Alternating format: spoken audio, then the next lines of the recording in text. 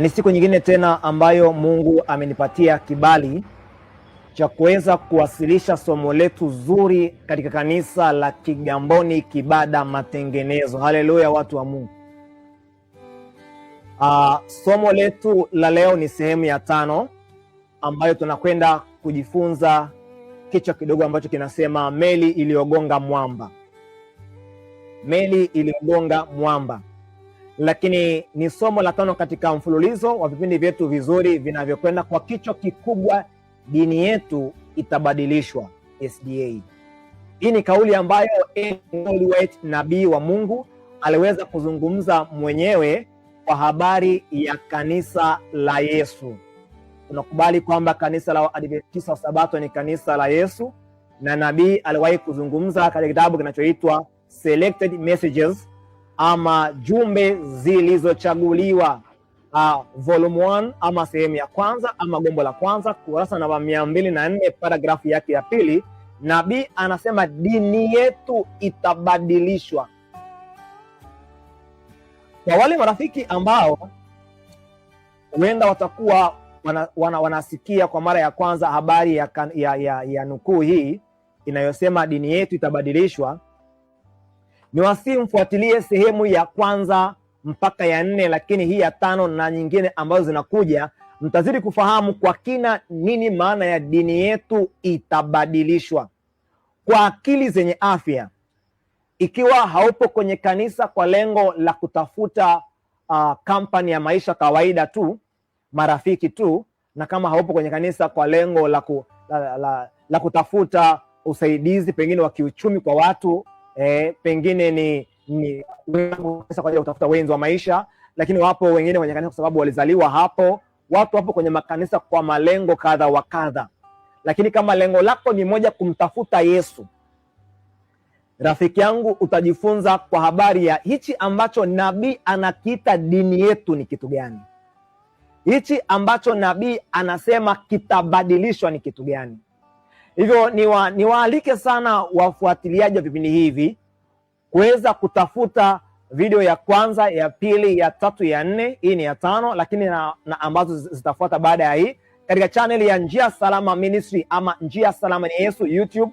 Zipo, utaweza kuangalia sehemu ya kwanza katika mfululizo wake, na utapata msingi imara wa kufahamu ya kwamba dini ambayo nabii aliita yetu, ambayo mtu akiwa na imani hiyo ndio anaitwa Muadventista Msabato kwa haki, kulingana na imani, utofauti na jina tu kama ambavyo wengi leo wanajiita hivyo. Kama ulizaliwa kwenye kanisa hili ama ulibatizwa, ni kusii tu kwamba kweli kanisa la Waadventista wa Sabato ndio kanisa la Mungu, jambo la kwanza, na sisi ni Waadventista wa Sabato. Lakini leo kuna makundi mawili ya Waadventista wa Sabato. Kundi la kwanza ni Waadventista wa Sabato wa jina tu, na kundi la pili ni Waadventista wa Sabato kulingana na imani.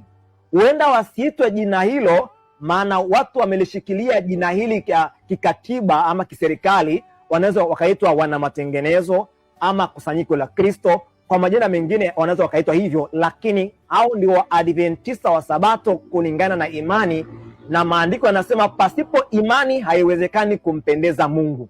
Hivyo chagua kuitwa Muadventista Msabato kulingana na jina au kulingana na imani.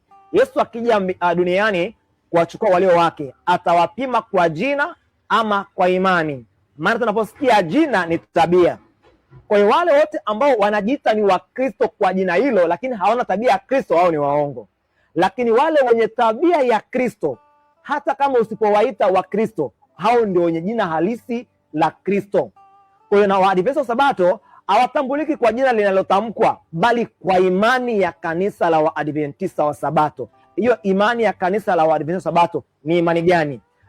Na Yesu aliitoa hiyo imani kwa kanisa wakati gani? Rafiki yangu, nabii anasema imani hiyo itabadilishwa, na mpaka sasa ninapozungumza na wewe, Waadventista wa Sabato wamebadilishiwa imani, wametolewa kwenye kanisa kwa maana ya imani, wameachwa kwenye majengo. Leo tupo sehemu ya 5, tunakwenda kujifunza kwa habari ya kile ambacho nabii mwenyewe amewahi kukizungumza. Ni kisa ambacho kinahusu meli ama chombo cha kwenye maji ambacho nabii alikiona kikigonga mwamba. Yes, tunakwenda kuangalia nukuu inatoka Selected Messages 1SM 205.3. Tunakwenda kuona ni ipi maana ya hichi chombo ambacho kimegonga mwamba, na tumeelewa ya kwamba Yesu aliwaambia wanafunzi wake wajichunge na chachu ya Mafarisayo. Chachu ya Mafarisayo ulikuwa ni ule unafiki wao na mafundisho yao ya uongo. Lakini leo Yesu angelikuwepo kwenye makanisa ya Waadventista wa Sabato, angewaambia Waadventista wajichunge na chachu ya wanatheology. Tuko pamoja Wajichunge na wachungaji wa uongo ambao wanasoma kwenye vyuo vya Kiadventista, lakini theology, elimu kumhusu Mungu, ni ya Kirumi ambayo imewekwa na majesuit wenye weledi mkubwa sana, waliotumwa na yule mama makahaba kwenye kanisa la Mungu. Alafu vijana wadogo wanakwenda kujifunza, wanatekwa, wanaharibiwa akili, wanakuwa wapandaji wa magugu, wakiwa wanafiki kwa kiasi cha kumridhisha shetani ambaye anawapatia watu ajira kwenye kanisa la Adventista, wanapewa uchungaji. Kazi yao ni moja tu, kuharibu roho. Sasa leo tunakwenda kuangalia nukuu hii ya kipekee ambayo inakwenda kupatikana kwenye 1SM 205.3, tuweze kuona hichi ambacho kimeitwa chombo. Utakuwa umeshawasikia wachungaji wengi wanasema ya kwamba siruke nje ya chombo, si ndivyo? Umeshasikia kuna watu wameruka kwenye chombo, alafu wengine wanawaita offshoot, si ndivyo? Wanawaita waasi. Wanasema nabii aliona chombo kwenye maji ambacho kilikwenda kikaugonga mwamba na hakikuzama. Lakini kuna watu wao wanasema, wachungaji waongo sasa, wale ambao wameajiriwa na shetani, wanalizungumzia vibaya kundi la Yesu. Wanasema hili kundi limeona chombo kimekutana na mwamba, wao wakaruka, na nabii hakusema mahali turuke, si ndivyo? Kwa hiyo walioruka wameingia kwenye maji tayari, hivyo watakuwa wamejiondoa kwenye kanisa la Mungu. Hivyo watu wakisikia hayo maelezo ya wachungaji waongo wanashtuka na kuwa na hofu ya kuchukua uamuzi sahihi ya kujitenga na waovu. Leo tunakwenda kuona hichi ambacho kinamaanishwa haswa na nabii kwenye kisa hichi. Nini maana ya chombo? Nini maana ya mwamba? Na kitendo cha chombo ama meli kugonga mwamba ilimaanisha nini haswa? Niwaalike marafiki katika Kristo kuweza kuwa pamoja katika somo hili la leo. Kabla ya kuendelea mbele zaidi, utakuwa nami Mwalimu Emmanuel Liaru kutoka Njia Salama Ministry, lakini ni mjoli wako kanisa la Kibada hapa Kigamboni Kibada, na waalika tupate ombi kabla ya kwenda kuanza. Tuombe. Baba yetu na Mungu wetu wa mbinguni, ninakualika uwe nasi mwanzo hata mwisho. Kwenye kipindi hichi cha pekee, kaonekane wewe. Baba yetu, wewe ambaye ni mtakatifu, zungumza na watoto wako, maana kwa kiasi kikubwa wamepotoshwa maana halisi ya nukuu ambazo ulimpatia mjumbe wako Ellen G. White, kama ambavyo wamekuwa wakiyapotosha maandiko, wakizungumzia vibaya aya za maandiko matakatifu.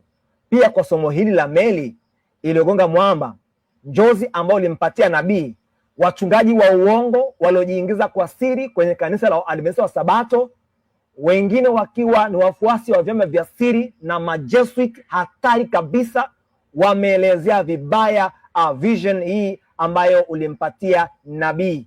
Wamefafanua kulingana na matakwa yao ili kuwabakiza watoto wako kwenye mafundisho ya uongo. Basi nitumie leo kuweza kuwaeleza watoto wako maana halisi ya nukuu hii ama ya ujumbe huu ambao ulitupatia. Ni kwa jina la Yesu nimeomba na kuamini, tutakuwa nasi mwanzo hata mwisho. Amina. Okay.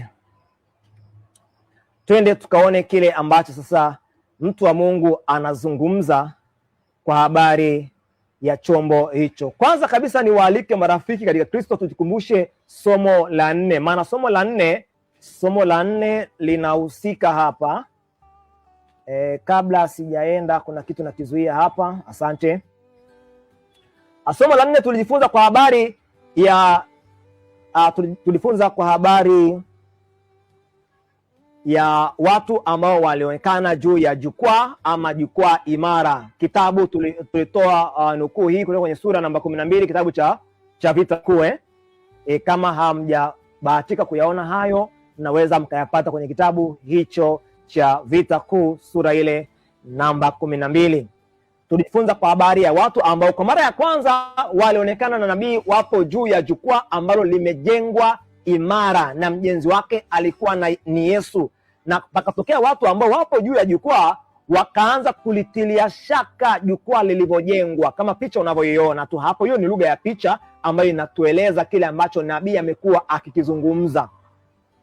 Na hao ambao wameanza kulitilia shaka jukwaa baadaye walishuka, na tulijifunza ya kwamba jukwaa imara ni mafundisho ambayo Yesu alikuwa amealeta kwenye kanisa lake kupitia uaminifu, na kwa sehemu kubwa kabisa yamenakiliwa kwenye kitabu kinachoitwa Fundamental Principles, Declaration of Fundamental Principles Taught and Practiced by Seventh-day Adventists, tamko la kanuni za imani ambazo za Waadventista Sabato ambazo walizifundisha na kuzitenda. Kwa ufupi tu tutaziona kwa cover yake kwenye somo hili la leo. Hao waliosimama ambao wameangalia mbinguni ni wale ambao waliingia kwenye kanisa la Adventista wa Sabato kwa maana ya waliipata imani na wakaikumbatia bila kuondoa macho yao kwa Yesu. Hao hawakuweza kulitilia shaka jukwaa, lakini hawa ambao wanaangalia misingi na kuichunguza ilivyojengwa, bali lilikuwa ni kundi la watu waliokuwa wakichunguza imani, mafundisho ambayo yalilitegemeza jukwaa hilo ambalo Yesu alikuwa amelipatia kanisa la Mungu. Walipoanza kuyatilia shaka mafundisho ambayo yalikuwa yamewasimamisha kwenye jukwaa imara, baadaye watu hawa tunaona walishuka chini kama picha inavyoonyesha. Pia ndicho ambacho tulijifunza kwa habari ya somo la 4. Na waliposhuka chini, kuna ambao walipewa ujumbe wa maonyo na walisiiwa, na ambao wamesimama juu ya jukwaa kwamba warejee katika jukwaa. Lakini kuna kundi ambalo lilipokea ujumbe huu na kwa furaha wakarejea juu ya jukwaa. Maana ya jukwaa ilikuwa ni uelewa sahihi wa mafundisho ambayo Yesu alikuwa ameyaleta kwenye kanisa. Wale waliokataa kupanda juu ya jukwaa ni watu waliokataa kurudi kwenye mafundisho. Inawezekana kabisa walikuwa wapo katika kanisa ama katika mkusanyiko wa kanisa, lakini kitendo cha kukataa ukweli walikuwa bado wameshuka. Tulijifunza ya kwamba kupanda kwenye jukwaa hili haikumaanisha kuwa ndani ya jengo, bali ni akili kuweza kukubali ukweli ambao Mungu alikuwa ameuleta. Ujumbe ule wa malaika wa kwanza, wa pili na watatu ulipokubaliwa kikamilifu, nafsi hiyo ilitamkwa imara. Kitendo cha kukataa ujumbe huu kilimaanisha kukataa kupanda kwenye jukwaa ama kuruka. Kwa hiyo wale waliotilia shaka ambao walikuwa juu ya jukwaa ni watu ambao walitilia shaka ukweli ambao tayari walikwisha kupewa. Maana marafiki wa Yesu leo, vijana katika kanisa la Waadventista Sabato, wengi hawafahamu hayo mafundisho ambayo yalikuwa ni nguzo ambazo zilishikilia lile jukwaa ni yapi. Kama haufahamu, tafuta kitu kinaitwa Fundamental Principles. Fundamental Principles za SDA kuanzia mwaka 1872 mpaka 1914. 1889 machapisho haya yanashikilia ukweli ambao ulikuwa huko dhahiri kwa watu wa Mungu mpaka 1914. Ukitafuta machapisho hayo utaweza kufanikiwa sana. Nabii anazungumza kwenye kitabu hichi kinachoitwa MS 142 1905 paragrafu ya 6, manuscript release. Anazungumza akisema yafuatayo. Anasema, ninaukubali ukweli kila nukta yake, kama vile ambavyo umetolewa kwangu na Roho Mtakatifu kwa miaka 50 iliyopita. Natamani kila mmoja ajue kuwa ninasimama kwenye jukwaa lile lile la ukweli ambalo tumehudumisha kwa zaidi ya nusu karne. Zaidi ya nusu gani? Nusu karne. Anasema huo ndio ushuhuda ninaotamani kutoa siku hizi katika umri wa miaka 78. Na tunaambiwa kabisa, anasema aliopokea kwa Roho Mtakatifu, wala haikuwa ni matokeo ya vikao vya nini, vya kupigia kura.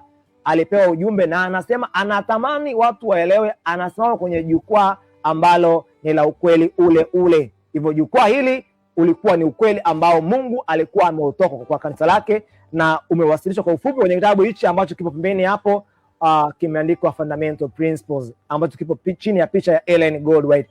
Tafuta kitabu hicho uweze kujifunza. Sasa leo tunakwenda kuangalia kile ambacho nabii amekizungumzia kwa kina zaidi.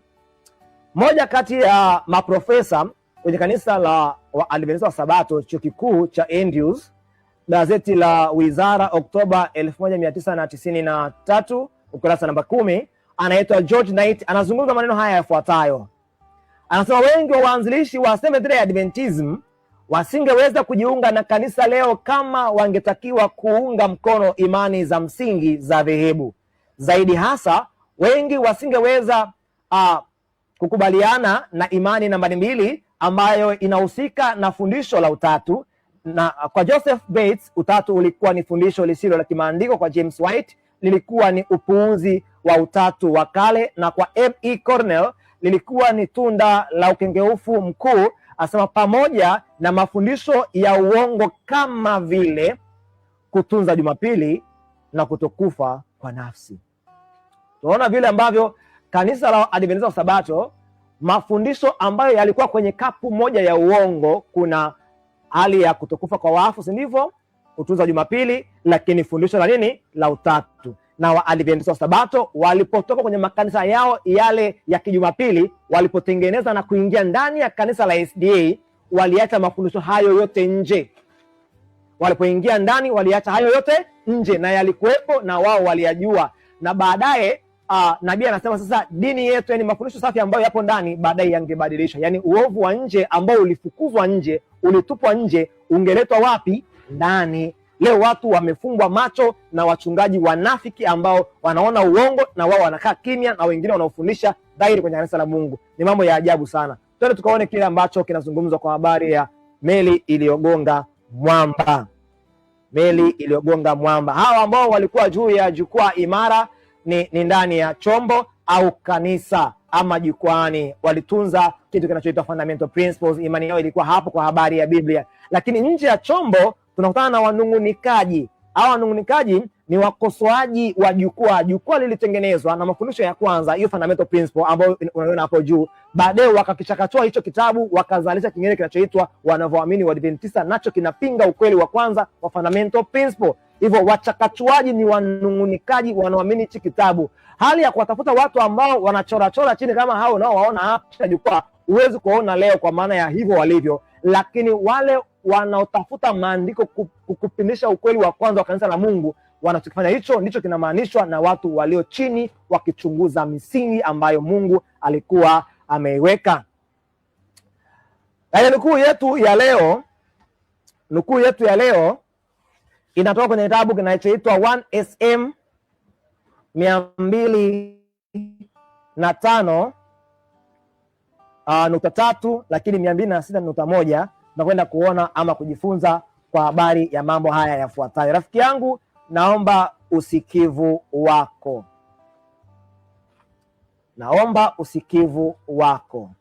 Tunakwenda kujifunza kuhusu jambo la pekee sana. Nabii anazungumza juu ya kile ambacho amekiona. Nitakwenda kusoma nukuu hii huku nikitoa tafsiri. Haleluya, watu wa Mungu. Wale ambao wapo hapa watakuwa wanasikia, wakati mwingine tutakuwa na kiambaza, mtakuwa mkiona. Lakini kwa sasa muwe ni wasikilizaji wazuri, baadaye mtaona online, na watu wa online wanazidi kubarikiwa, si ndivyo? Na wale wanaotuombea huu ni muda kusikiliza. Nabii anasema hivi: muda mfupi kabla sijatuma shuhuda kuhusu juhudi za adui. Juhudi za adui ni kosa. Nabii alikuwa amepewa maelekezo ya Mungu. Ukisoma 1SM 204 na 204 ukisoma kwa ujumla tu, inazungumzia juhudi za adui za kuingiza ndani ya SDA makosa. Sasa na hichi hapa ningependa marafiki waweze kufahamu. Nataka niwaambie kitu kimoja. Wakati Mungu alipowatoa Waadventista wa Sabato nje ya kanisa la Waadventista kwenye makanisa yao ya kijumapili katika matengenezo makubwa, alifanya matengenezo na akaweka ndani ya kanisa. Haleluya, watu wa Mungu. Nabii kwenye 1SM 204.2 akaonyeshwa ya kwamba shetani amekusudia kuleta matengenezo ya pili, ambapo haya matengenezo ya pili yanakuja kuharibu nuru iliyokuwa ikiwaka ile giza. Maana walitoka kwenye giza, Yesu akafanya nuru iwake, akawaketisha kwenye mwamba ulio imara, jukwaa imara. Lucifer amekuja sasa ili awashushe chini ya nini? Chini ya jukwaa, awatoe kwenye chombo, aweke nje ya nini? Nje ya chombo ambacho kilikuwa kwenye maji kikienda na safari zake. Kwa hiyo wakati Ellen White anafikiria juu ya yale ambayo ameonyeshwa na Mungu kwamba yangekuja yaingie ndani ya kanisa, wakati hajayaandika akapewa kisa kingine, akapewa njozi nyingine ambayo inaelezea madanganyo ambayo shetani angealeta ndani ya kanisa. Ndio hapa nukuu hii inayosema hivi. Ndio hapa tunaona nukuu hii inayoanza mwanzoni, inasema ya kwamba muda mfupi kabla sijatuma shuhuda kuhusu juhudi za adui. Nataka nimwambie Mwadventista Sabato yoyote ambaye yupo leo kwenye kanisa la SDA, nabii kipindi hicho kanisa ni safi alionyeshwa juhudi za nani? Adui, ambazo zilikuwa ni kuleta kosa. Anasema kudhoofisha, anasema msingi wa imani yetu, yani msingi wa imani yetu ni ukweli. Anasema kupitia uenezaji wa nadharia potofu, anasema nilikuwa nimeona tukio kuhusu meli kwenye ukungu iliyokutana na kilima cha barafu. Anasema kwa usiku kadhaa nililala lakini kidogo. Ghafla mlinzi alilia, mlima wa barafu mbele yetu.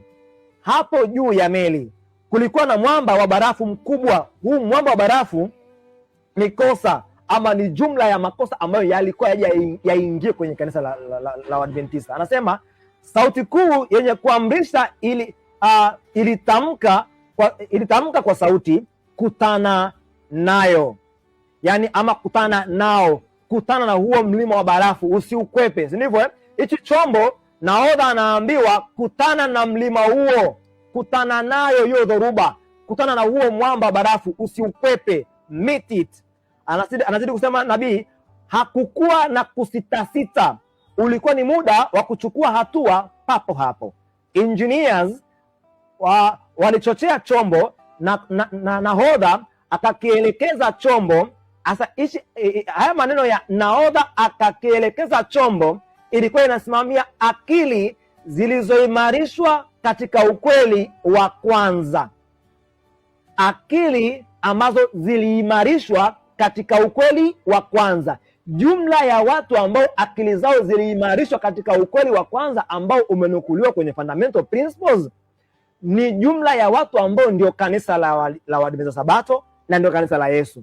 Hivyo nabii hapa anapewa lugha ya picha ya chombo ambacho kipo kwenye maji, alafu kinaelekezwa kwenda kugonga mwamba. Yani akili ambazo zilikuwa imara tayari kwenye ukweli ziliruhusiwa kukutana na madanganyo. Haleluya, watu wa Mungu. Sasa nahodha akakielekeza chombo, anasema akili zilizoimarishwa katika ukweli wa kwanza kwenye mwamba moja kwa moja, na kwa dakika moja kulikuwa na mshtuko wa kutisha na jiwe la barafu likavunjika vipande vipande. Lile jiwe la barafu lilikuwa ni kosa ambalo lipo katika njia. Haleluya, watu wa Mungu. Kwa hiyo utaona leo, je, hichi chombo kipo bahari gani?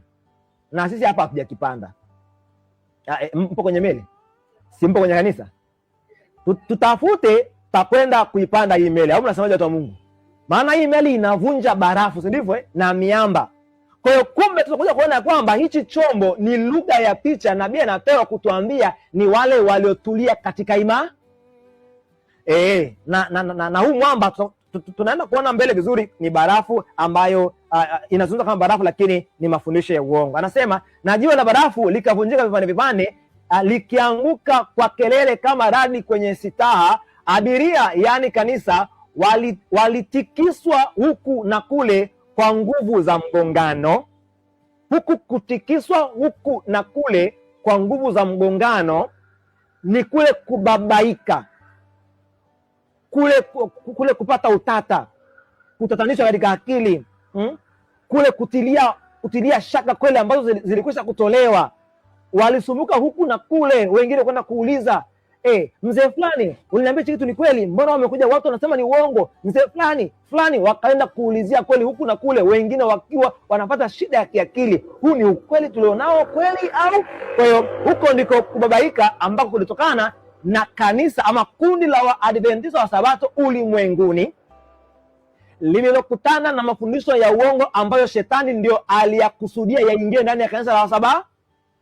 Kwa wale ambao walitumwa kama walimu wa uongo, wachungaji wa uongo, ambao leo hii ndio wenye ridhaa kwenye makanisa na ndio wanaochunga mitaa. Leo huwezi kupewa mtaa wa kanisa la Adventista wa Sabato ukakosa sifa ya hawa waongo alafu ukapewa mtaa uchunge. Hamna, lazima uwe muongo ndio utapewa mtaa. Tutazidi kuzungumza mbele na kutoa video zinazoonyesha bayana mafundisho ya uongo ya shetani. Kwa hapa anasema vipande vipande kabisa likavunjika likianguka kwa kelele za radi kwenye kama radi kwenye saa. Abiria yani kanisa walitikiswa huku na kule kwa nguvu za mgongano. Anasema lakini hakuna maisha yaliyopotezwa. Haleluya, watu wa Mungu. Ukisikia hakuna maisha yaliyopotezwa, haimaanishi hakuna waliojeruhika. Umesikia? Lakini hakuna maisha yaliyopotea. Hii haimaanishi hakuna waliodhuri. Kuna ambao walipata majeraha. Majeraha haya ni ya kiroho.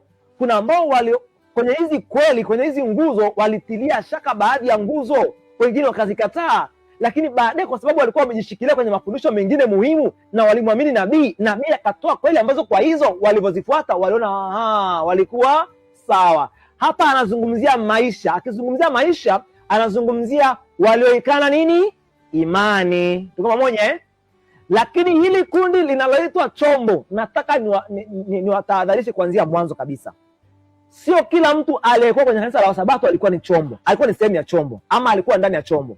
Kumbuka chombo kama ilivyokuwa kwa jukwaa imara, si kila mtu aliye ndani ya jengo eti ndo yupo kwenye chombo ama ndo yupo kwenye kanisa, bali mtu ambaye akili zake zilisafishwa kwa ukweli. Kwa hiyo hapa nabii anasema wale ambao akili zao zilikuwa zimesafishwa kwa ukweli, sawa, zimewekwa katika nanga ambayo haiwezi kukuyumbayumba. Wale watu ambao walikuwa wamewekwa imara kiakili na kiroho, tuko moja kwa habari ya ukweli, hawakuondolewa kwenye kanisa, yani akili zao hazikuliacha kanisa. Mafundisho ambayo walikuwa wameyapokea yalizidi kuwashikilia, japo kuna mengine yalitiliwa shaka na wao wakapokea uongo kwa sehemu, lakini baadaye ukweli mwingi walionao uliondoa nje huo. Kwa hiyo hawa wanaozungumzwa hapa ni watu ambao walikuwa wana nia moja. Hivyo hakuna mwenye nia moja aliyepotea. Twende taratibu tuone, maana yapo mambo makubwa sana ambayo napenda watu wa Mungu tuweze kujifunza. Tuendelee kusoma nukuu hii. Hapa inaposema ya kwamba lakini hakuna maisha yaliyopotezwa, meli yani alama za zamani ilijeruhiwa, yani ile misingi, ule ukweli wa kwanza ulijeruhiwa katika akili za watu. Haleluya, watu wa Mungu. Huku kujeruhiwa haikumaanisha ya kwamba ni kujeruhiwa kwamba eti zimechanachanwa leo zisionekane. Hapana, bali zilikuwepo, lakini katika akili zilitiliwa ndipo zilijeruhiwa. Ama kundi hilo anasema, ama meli hiyo ilijeruhiwa, anasema lakini sio kwa kiwango cha kushindwa kurekebishika. Kwa kuna wengi walidanganywa, si ndivyo lakini si kwa kiwango cha kushindwa kurudi tena kwenye imani ya ukweli. Haleluya, watu wa Mungu. Sasa leo lazima tujifunze hiyo imani ya ukweli ni kitu gani, ili tuone je, tumepanda ama tumeshuka. Anasema ilirudi nyuma, meli ambayo iligonga ilirudi nyuma kutoka kwa mgongano huo. Anasema ikitetemeka kutokea mbele hadi upande wa nyuma kama kiumbe hai, kisha ikasonga mbele katika njia yake. Nilijua maana ya uwakilishi huu, nilikuwa na maagizo yangu, kutana nayo. Nabii anasema nilikuwa na maagizo yangu, kutana nayo. Kumbe hichi ambacho kinaitwa maagizo yangu, ambacho nabii mwenyewe anakizungumzia, anaambiwa ni maagizo yake, na anaambiwa akutane na nini? Akutane nayo.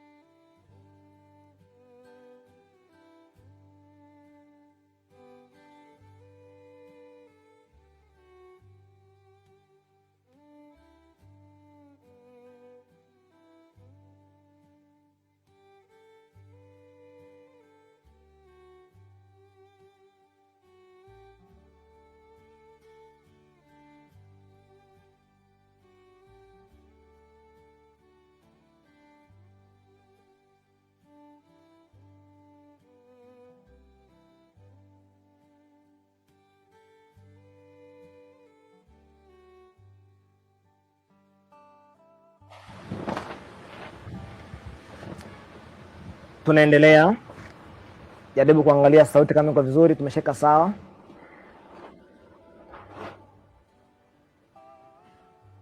Jaribu kuangalia kama sauti iko vizuri, tumesheka sawa. Yes, hello. Yes, hello. Tunaendelea kusikika kwa namna ya uzuri. Tunasikika kwa namna ya uzuri. Yes, hello. Yes, hello. Okay. Nabii anafahamu kabisa ya kwamba hichi ambacho amepewa, anazungumza akisema ya kwamba ni ujumbe wake, naye alielewa kwamba aweze kuutoa. Tena tukaone kile ambacho nabii anakizungumza kwa habari ya hichi alichoambiwa kutana nayo. Nini hiyo dhoruba ama kutana na huo mwamba?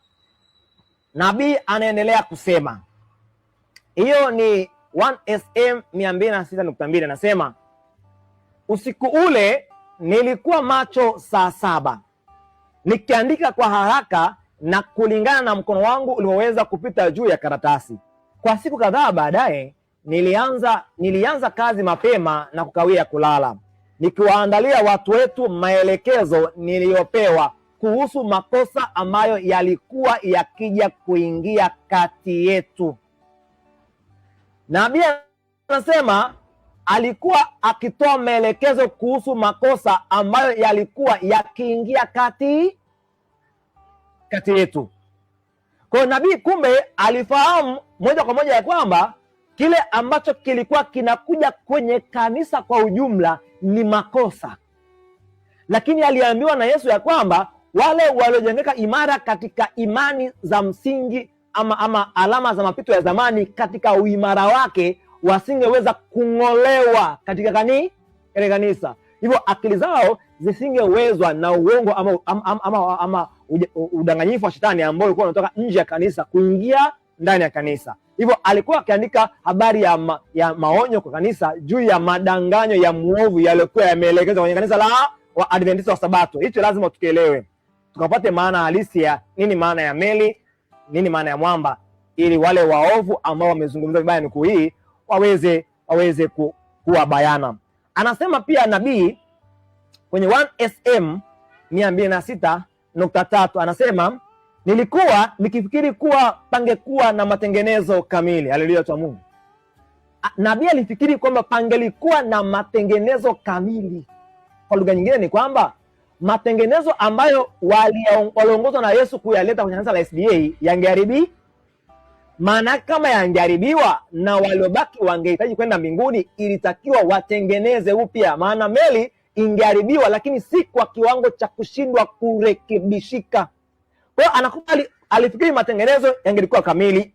Nabii hapa kwa lugha nyingine ni kwamba alifikiri ile meli sawa ingekaa vile isingedhurika na wala isingeguswa, lakini kumbe hii meli isingekaa vile ingepata dhoruba, si ndivyo? Lakini maana yake ni kwamba baada ya dhoruba kanisa lisingeharibika kwa kiwango cha kushindwa kurejeshwa kwenye hali yake ya kwanza. Yaani kanisa nikimaanisha jumla ya watu ambao kiakili walitulia kwenye fundamental principles, kanuni zile za msingi za kwanza, ukweli wa kwanza. Ukweli huo ni mkubwa sana. Kuna ukweli wa kiafya huko ndani, kuna ukweli wa elimu, kuna ukweli wa jumbe za kiunabii, kuna kweli kuu ambazo tutakwenda kuzielezea moja baada ya nyingine kwa utaratibu, na watu wa Mungu mtaelewa. Hivyo nabii anasema alifikiri pangelikuwa na matengenezo ya moja kwa moja, lakini kumbe si hivyo. Ibilisi alikuwa na mpango wa kuja kuvuruga ile meli na kuleta kisiki katikati, lakini Yesu anasema watu wake waaminifu hawatafanya nini? Hawatapotea.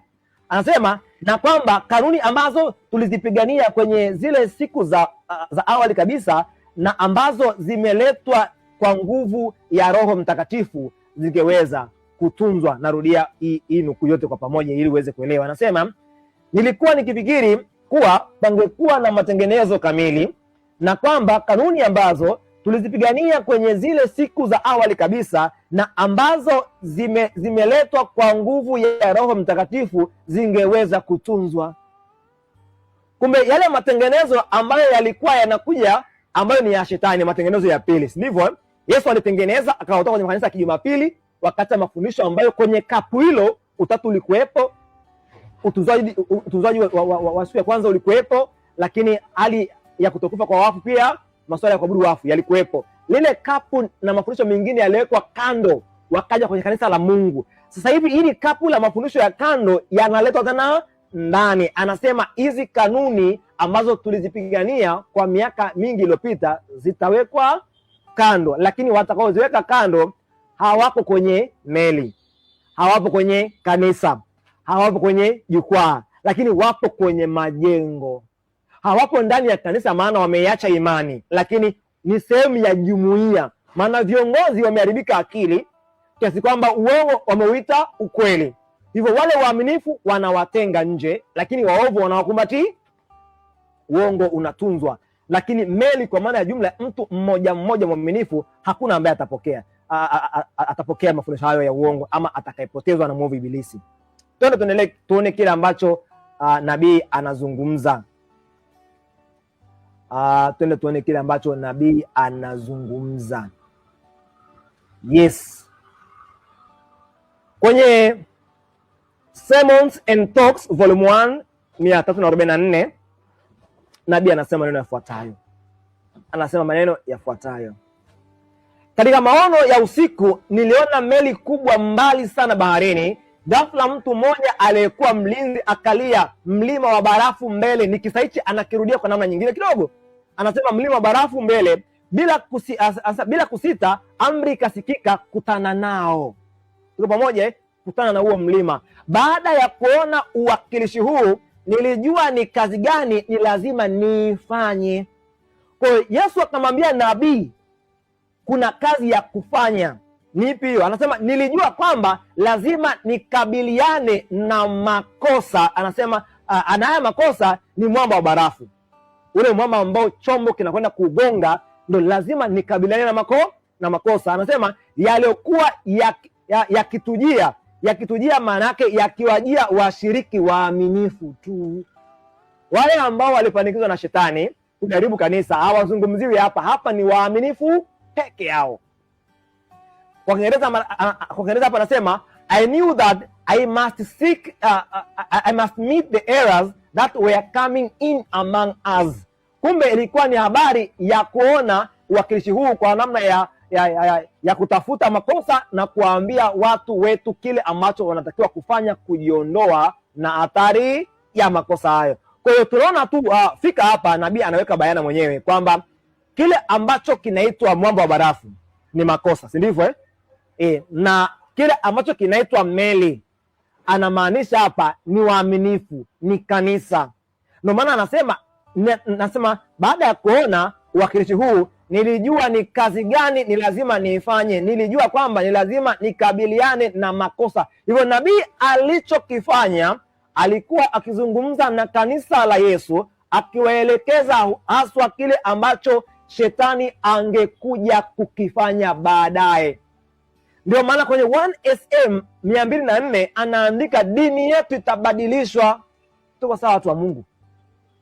Anawaambia kabisa, na nabii amesema kwenye 1SM kwamba anasema mafundisho ambayo yamedumisha kazi kwa miaka 50, yani fundamental principles, shetani atayahesabu kwamba ni makosa, na kanisa kwa sababu litakuwa lina wachungaji wenye akili za shetani, wana theology wa leo, watayahesabu yale mambo ambayo ni safi kwamba ni uongo. Lakini akasema vile vile wataanzisha mifumo mingine ya kiutawala kwenye kanisa, wataingiza mafundisho mapya, wataingiza vitabu ambavyo vingechukua sehemu ya vitabu vingine ambavyo vilikuwa kwenye kanisa la Mungu na kuwapoteza watu. Lakini pia sabato wangeipuuzia kama Mungu ambaye ameiumba walivyompuuzia. Kwa leo ukitaka kujiuliza hayo makosa ni yapi, nakwambia tutakwenda kuyachunguza taratibu.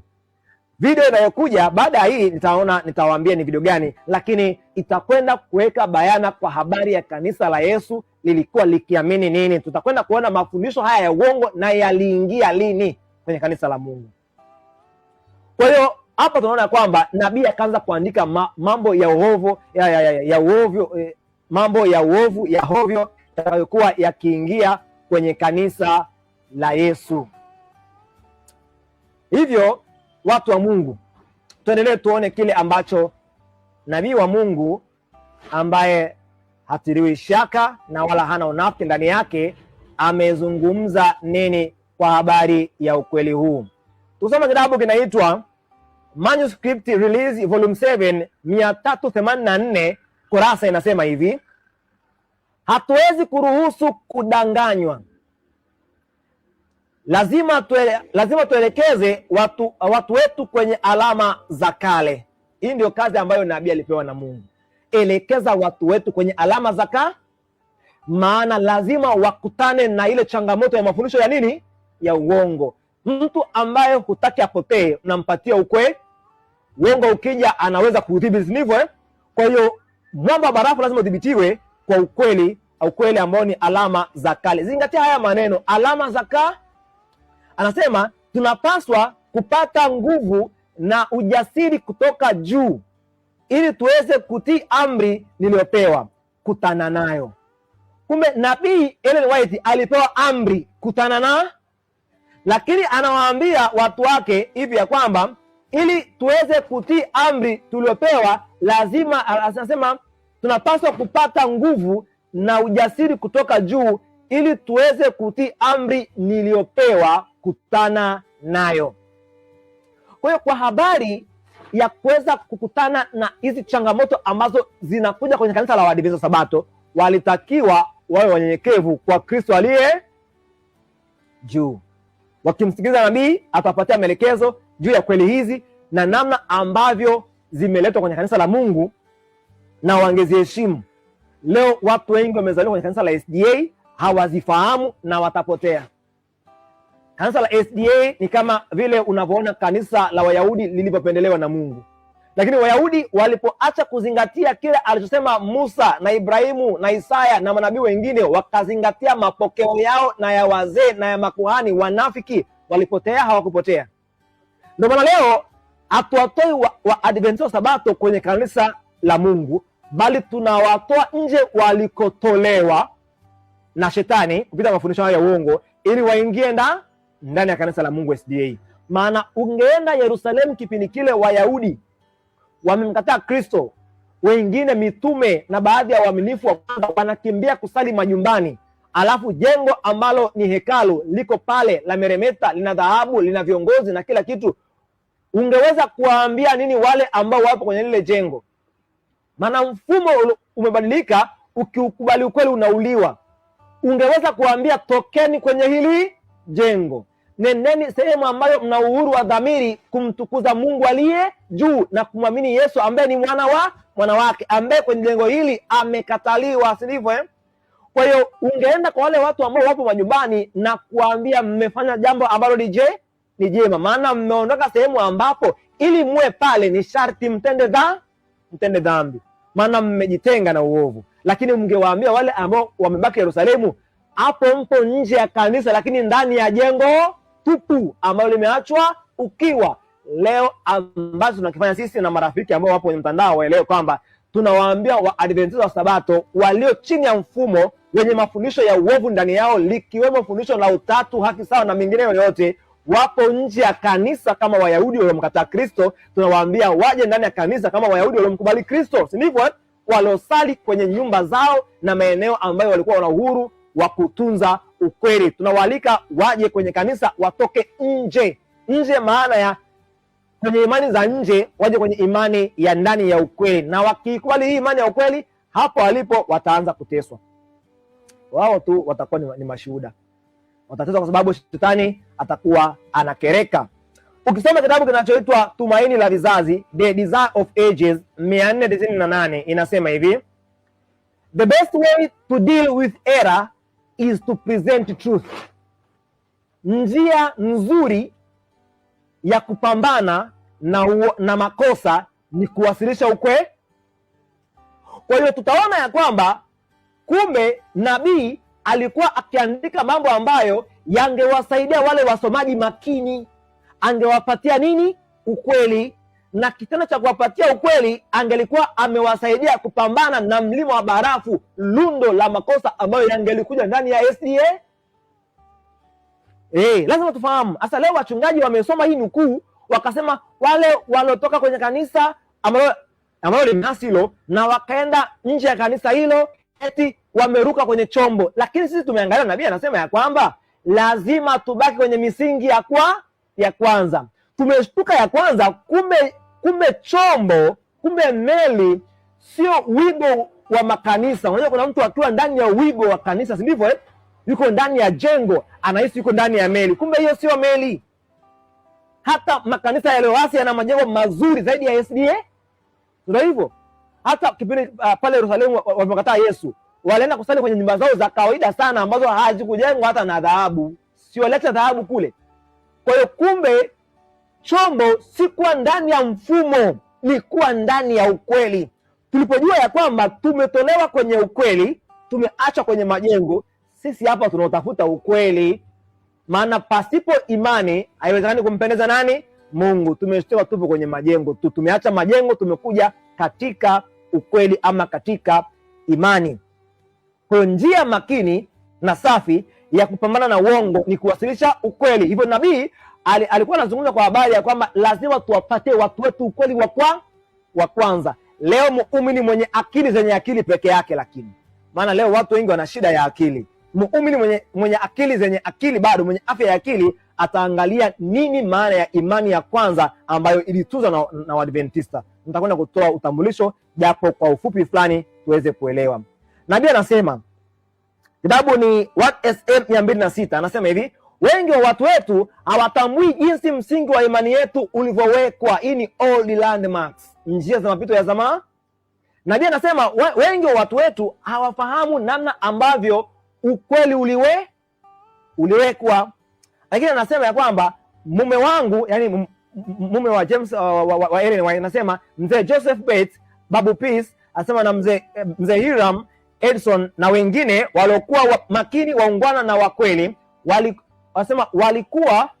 walikuwa miongoni mwa wale ambao baada ya muda kupita mwaka wa 1844 walitafuta ukweli kama hazina iliyofichwa. Anasema nilikutana nao na mara nyingi tulisali pamoja usiku sana, na mara nyingine tulisali pamoja usiku kucha, wakiomba kwa ajili ya nuru na kujifunza neno. Leo watu wengi wa Adventista hawajui ukweli ulivyokuwa umepangwa, umewekwa, umesimikwa. Lazima tujifunze. Katika hivi vitabu viwili ambavyo unaviona hapa, mtazamaji, cha kushoto kinaitwa Old Landmarks, kulia kinaitwa New Landmarks.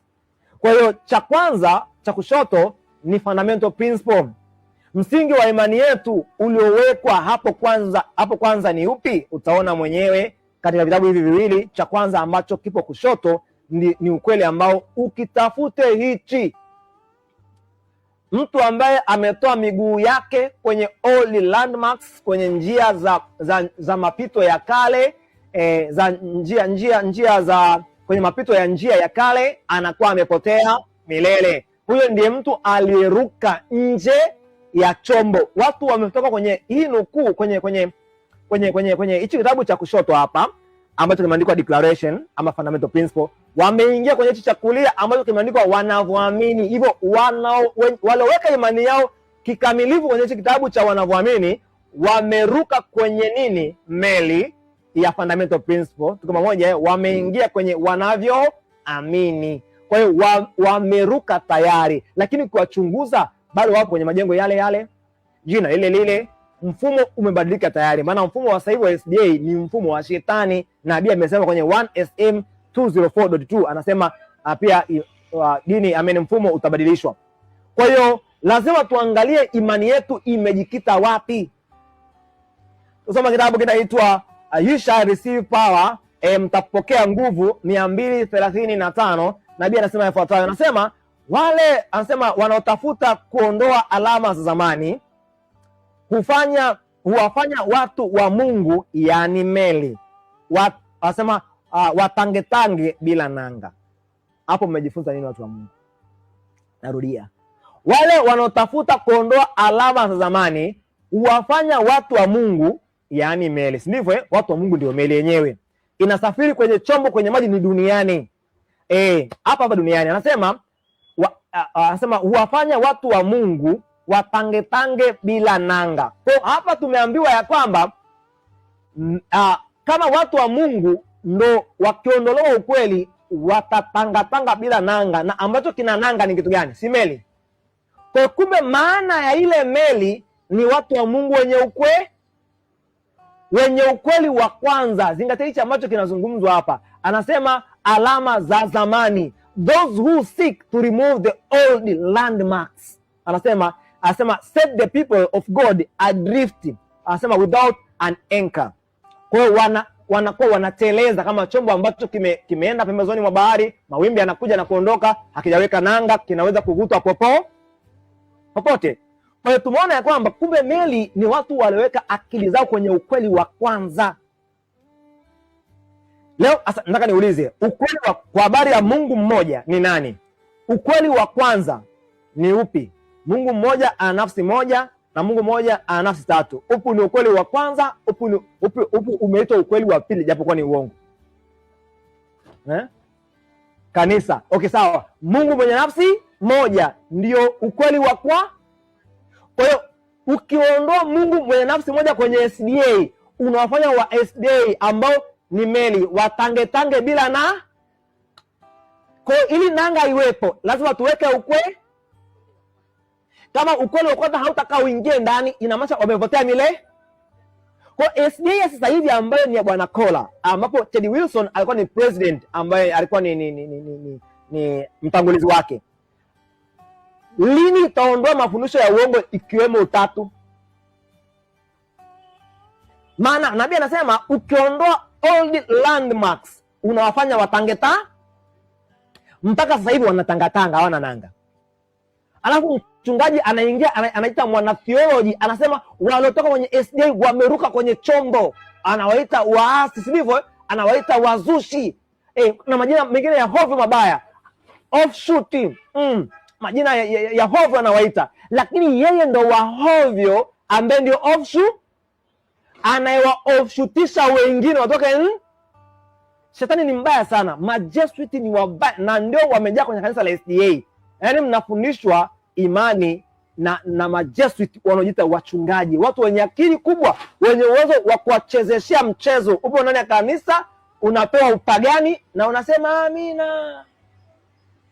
Kwa hiyo ukiangalia ukweli wa kwanza unatamka Mungu mmoja ni Baba wa Yesu. Ukweli wa pili ambao ni uongo kwao ni ukweli, lakini kwetu sisi ni uongo. Wanasema Mungu mmoja ana nafsi ngapi? Ana nafsi tatu. Kwa hiyo huo ni uongo. Lazima tufahamu haya mambo tuweze kujua tunawahabarisha wapi marafiki walipokosea waweze kuchukua hatua. Hivyo popote pale mtu anapokung'ang'aniza ukae pana uongo, hapo ni nje ya meli. Nje ya meli ni pale ambapo pamekataa old landmarks. Watu wa Mungu, tukielewa haya mambo tutafaidika. Yaani shetani nimemkuta akifafanua baadhi ya aya za Biblia na nukuu, nikasikitika sana. Na watu si wasomaji, hawaelewi. Nabii ameweka bayana hapa, anasema kabisa wale wanaotafuta kuondoa alama no, I want this only. Wale wanaotafuta kuondoa alama za zamani huwafanya watu wa Mungu watangetange bila nanga. Kwa mpaka sasa hivi tumejua meli inayozungumzwa hapa ni watu wa Mungu. Lazima tuangalie. Je, umeondoa alama za zamani akilini mwako? Lazima ujifunze rafiki yangu. Je, umeondoa alama za zamani akilini mwako? Ukiziondoa tu wewe umeruka kwenye chombo. Unaona alama za zamani ni declaration pembeni mkono kushoto, lakini alama za kisasa ni za waasi, za offshoot, za backslider na wachungaji waovu ambao wengi wametumwa na shetani wakijifanya kwamba ni waadventista wa Sabato, eti wanaumia kuona kanisa la yumba, lakini tayari wameondoa nanga. Ni wachungaji waovu na waongo wa kuwekwa mbali na waaminifu walio serious kwa habari ya kwenda mbinguni. Nasoma kitabu inaitwa Manuscript Release Volume 4 247. Anasema nabii, anasema maneno yafuatayo. Hapo hiyo ni Kiingereza lakini pia nimetafsiri Kiswahili yake. Hii hapa unaweza ukasoma ukabarikiwa pia.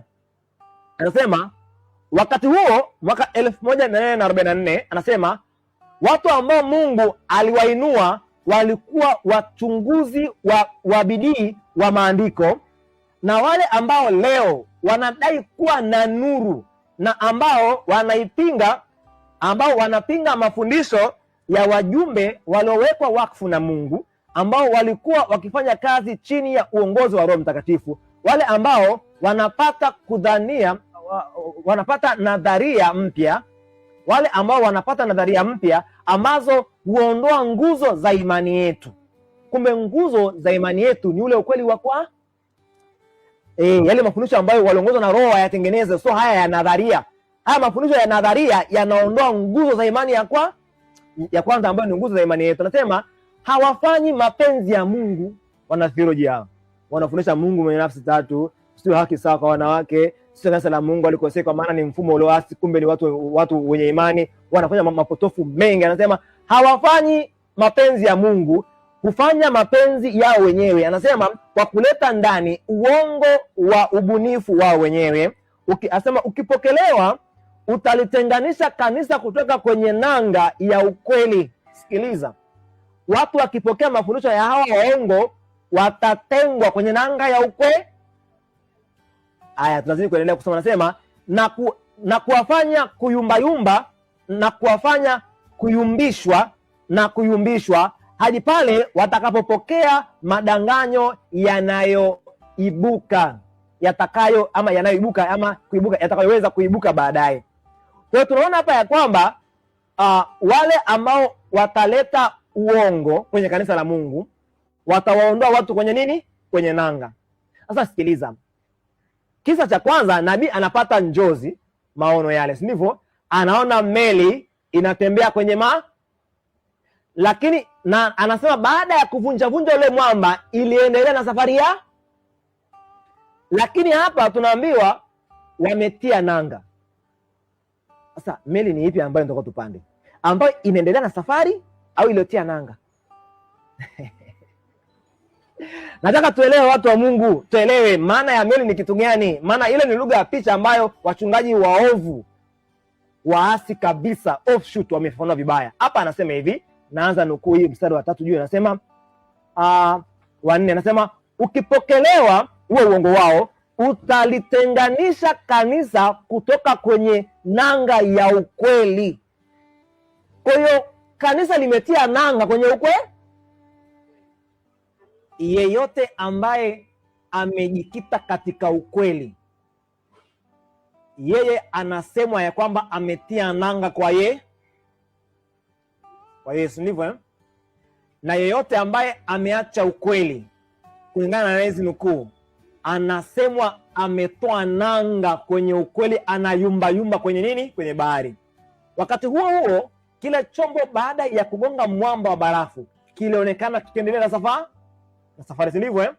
Lakini hapa tunaambiwa ya kwamba wanaoleta nadharia za uongo ndani ya kanisa wanawafanya watu wa Mungu waondoe nanga yao, watangetange, si ndivyo? Kwa hiyo tuna makundi mawili hapa ya watu ambao kundi moja lipo ndani ya chombo, injini inafanya kazi kwa sasa hivi, si ndivyo? Alafu na kundi la pili ni la watu ambao wao wanaelea tu, chombo hakiendi ila kimetoa kana kwamba walikuwa mahali wametia nanga. Lakini kuna picha nyingine tulijifunza kwa habari ya jukwaa imara. Hivi lile jukwaa imara linatembea? Jukwaa imara halitembei, lakini kuna chombo ambacho kina watu kinatembea kwenye Kwa ile maana ambayo tunaipata kama kanisa, kama watu wa Mungu, maana sisi kwa pamoja ni mwili wa Kristo. Haleluya, ni hekalu. Kama sisi ni hekalu, basi tunaitwa hekalu kwa sababu gani? Warumi sura ya 8 aya 9. Kwa sababu tuna roho ya Kristo ndani. Haleluya, watu wa Mungu. Kwa habari ya chombo ambacho kimeonekana kwenye maji na nabii, alizungumza jumla ya watu wenye akili safi kwenye ukweli wa Kiadventista, sio waliozaliwa sio walioingia kwa majukumu yao mengine tu na matamanio yao mengine na nia zao nyingine, bali wale ambao wana nia moja ya kumtafuta Yesu kwenye kanisa la nani? La Mungu. Kwa hiyo ukiambiwa wameruka kwenye chombo, lugha yake ni hapa, wameacha ukweli. Ndivyo kama wameruka kwenye jukwaa, maana yake wameacha ukweli, si ndio maana yake? Kama unaona Wayahudi waliruka kwenye jukwaa kwa kuacha ukweli kwamba Yesu ni mwana wa nani? Wa Mungu. Wakakumbatia uongo unaosema Yesu si mwana wa Mungu. Wakawa wametoka kwenye kanisa, wamebaki kwenye majengo.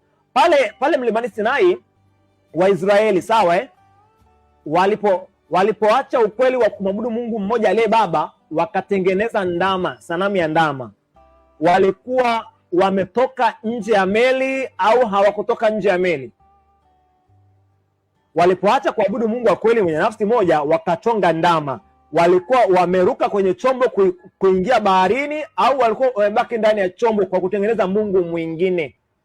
Wakasema wanataka warudi Misri, maana wanaona hakuna tumaini huko mbele, na Musa amewaacha watengenezee sanamu waabudu. Kwa tendo hilo walikuwa wamemaanisha wameruka kwenye chombo, wako nje ya chombo, lakini walikuwa pale pale mlimani. Si ndio ukweli huo? Kwa hiyo kuruka kwenye chombo inamaanisha kutoka kwenye ukweli. Leo mchungaji akija akisema wale watu walioleta kanisa, maana leo hii ili uwe muumini kwenye makanisa yaliyoasi unalazimishwa ushiriki nini?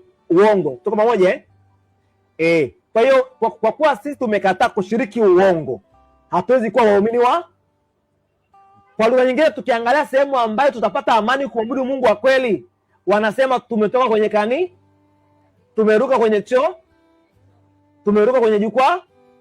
Kumbe wao ndio wameruka kwa maana hiyo halisi. Haleluya, watu wa Mungu.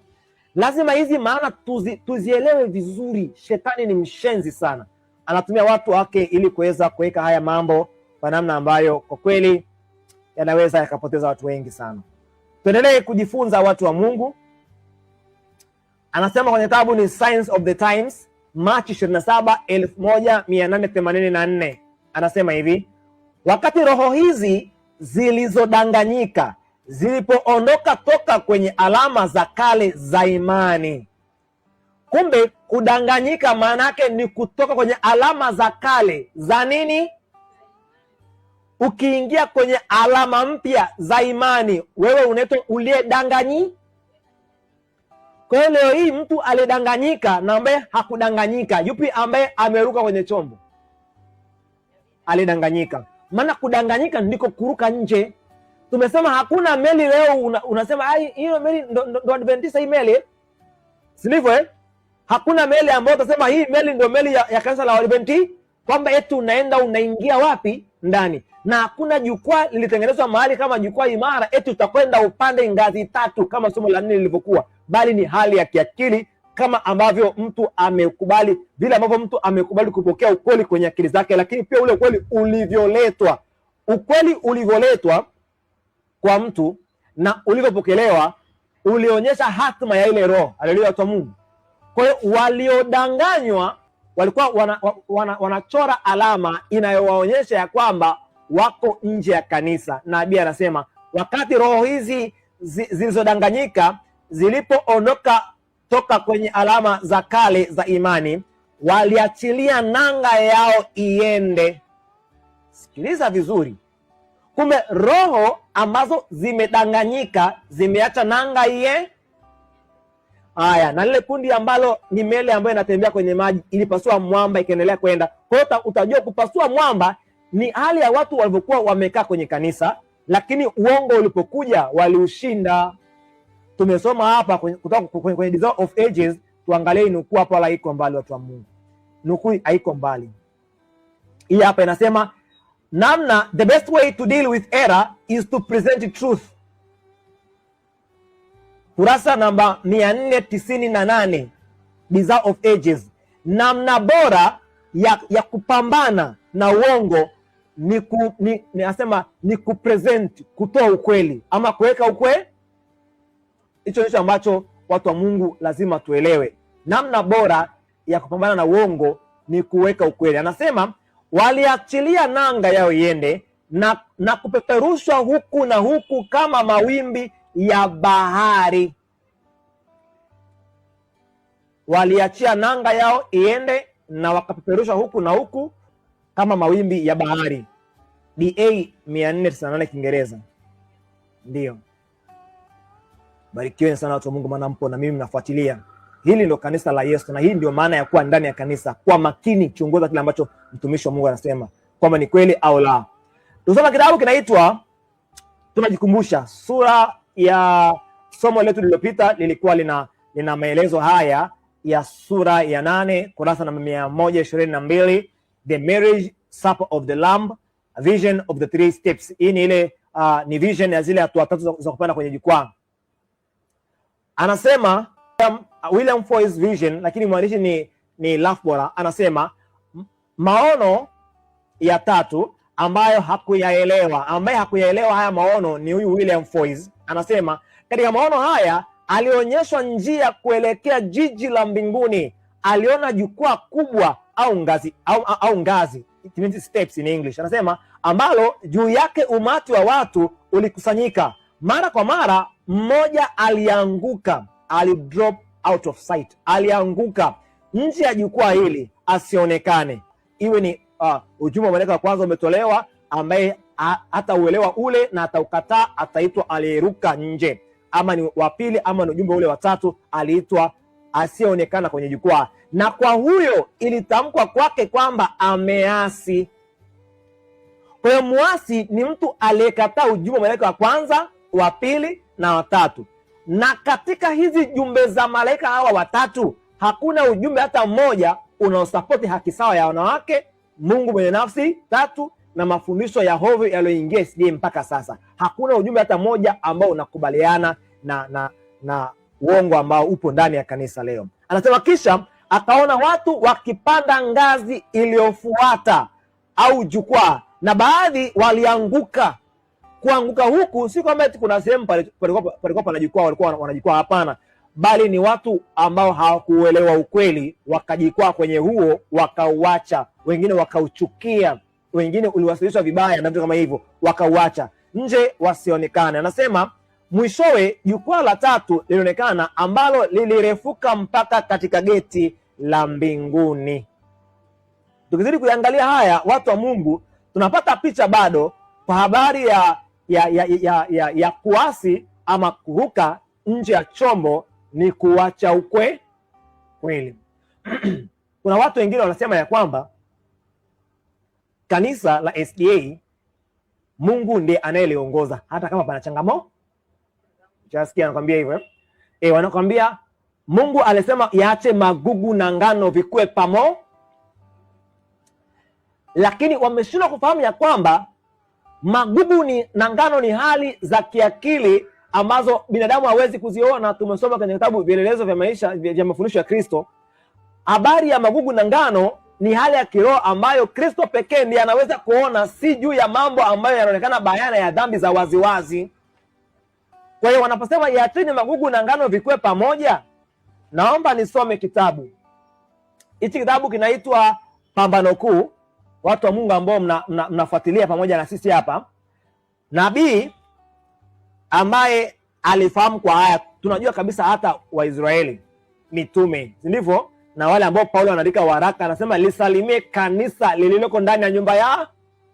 Kwa nini asingeliambia we kanisa? Yesu alitamka hapa Yerusalemu ya kwamba muyaache magugu na ngano vikue pamoja, rudini Yerusalemu. Aliwaambia Paulo, aliwaambia endeleeni huko kwa sababu hali Yesu alizungumzia kwa habari ya magugu na ngano ni hali ambayo sio ya waziwazi, ni makosa ya ndani ya mtu ambayo binadamu hawezi kufanya nini, hawezi kuyaona. Hayo huwezi kumhukumu mtu. Kuna mtu ambaye anatenda mambo unashindwa kujua huyu mtu ni mchoyo.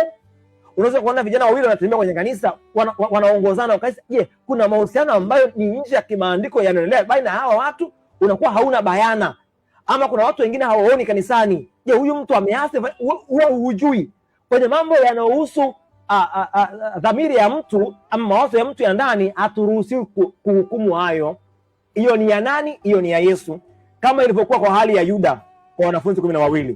Kwani wanafunzi wengine walifahamu hali ya Yuda lengo lake lilikuwa ni lipi haswa? Yule ni mfano wa gugu. Je, angetokea mwanafunzi yote akaweza kumuondoa mwingine yeyote kwenye lile kundi kwa ajili ya dhambi ya Yuda, angeweza kuiona hiyo? Asingeweza. Kwa hiyo tukizungumzia habari ya magugu na ngano, hatuzungumzii ishu ya makosa ya waziwazi. Ishu ya makosa ya waziwazi, hili ni jambo lingine ambalo Mungu alisema tuchukue hatua kwa waovu wao. nabii anazungumza.